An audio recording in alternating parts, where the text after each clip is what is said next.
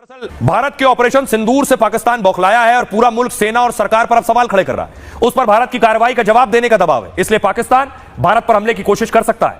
पाक पीएम शाहबाज कह रहे हैं हमें कार्रवाई का पूरा हक है, मतलब हवाई हमला कर सकते हैं, मिसाइल दाग सकते हैं। हालांकि भारत के पास अब काफी मजबूत एयर डिफेंस सिस्टम है, यानी भारत पाकिस्तान का हर हमला नाकाम कर सकता है।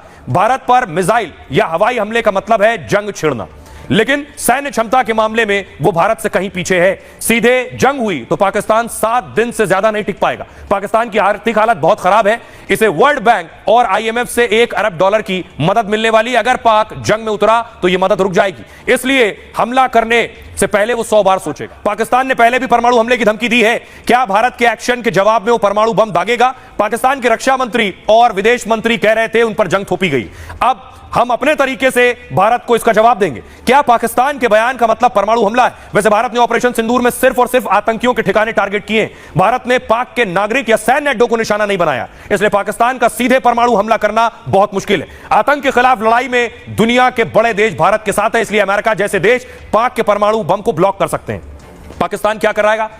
पाकिस्तानी सेना एलओसी के पास हमले कर सकती है, वो बॉर्डर पर फायरिंग और मोर्टार हमले तेज कर सकती है। ये एक तरह से पाकिस्तान के दिखावे की हरकत होगी, वो आवाम को दिखाएगी कि भारत को मुंहतोड़ जवाब दे दिया, लेकिन असल में बॉर्डर के अलावा और कहीं टारगेट नहीं होगा।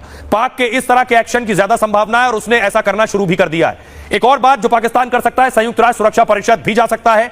सुरक्षा परिषद में उसे चीन का भी साथ मिल सकता है, वो भारत पर हम पहले हमले का आरोप लगाएगा और यूएन में भारत विरोधी प्रस्ताव की गुहार लगाएगा। हालांकि यूएन में पाक के ज्यादातर हथकंडे नाकाम हुए हैं, ऐसे में लगता नहीं है कि यूएन में उसकी दाल गलने वाली है।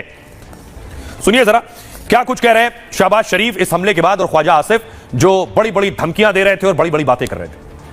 कल रात को जनाब स्पीकर, हिंदुस्तान ने पूरी तैयारी के साथ और कोई उनके ऑल टोल्ड 80 जहाज इस हमले में शरीक थे और उन्होंने जिसमें जगहों पर 6 शहरों पर हमला किया और पाकिस्तान के उकाब मुकम्मल तौर पर तैयारी में थे। जो ही हिंदुस्तान के जहाजों ने पेलोड उन्होंने रिलीज किया, हमारे उकाब झपटे और आनन फानन 5 जहाज जिनमें 3 रफेल उनको मार गिराया। 5 को जो है गिरफ्तार लिया गया है कि वो 2 भी अगर कोई हरकत होती